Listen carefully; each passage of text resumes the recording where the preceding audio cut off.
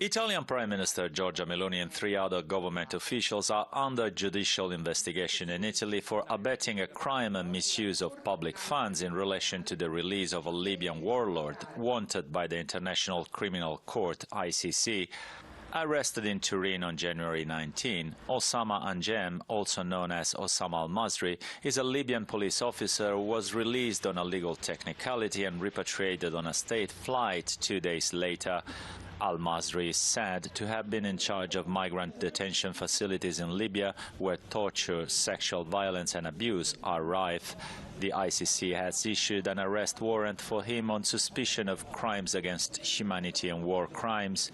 Meanwhile, the release of the Libyan warlord, despite the ICC arrest warrant, is reminiscent of Italy's announcement that it won't arrest the Israeli Prime Minister, facing a similar warrant by the Hague court. The release of the Libyan war criminal by the Italian authorities, together with Rome's recent announcement that war criminal Netanyahu won't be arrested if he visits Italy, prove in the first place that the Italian government uses international courts' rulings only in its own interest, and that the activities of a network of migrant smugglers in Libya must be preserved.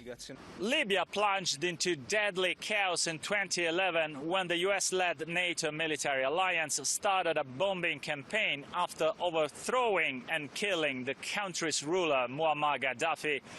This intervention ignited clashes between rival militias backed by foreign powers that poured weapons and mercenaries into the country. Since 2011, hundreds of thousands of migrant workers and their families crossed the Libyan border into other countries to escape the conflict, many of whom ended up in Italy.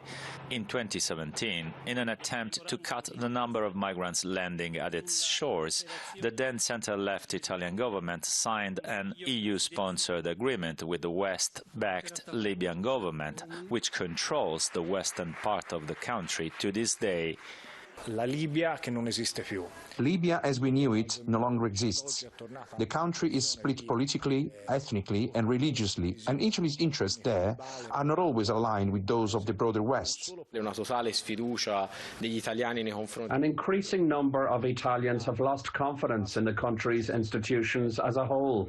The truth is that this investigation against Italy's Prime Minister does not prove that there is some form of opposition to the incumbent government. Italy's Prime Minister Meloni said on Wednesday she will continue to do what is needed to defend Italy, adding that when the security of the nation and the interests of Italians are at stake, there is no room for steps backward.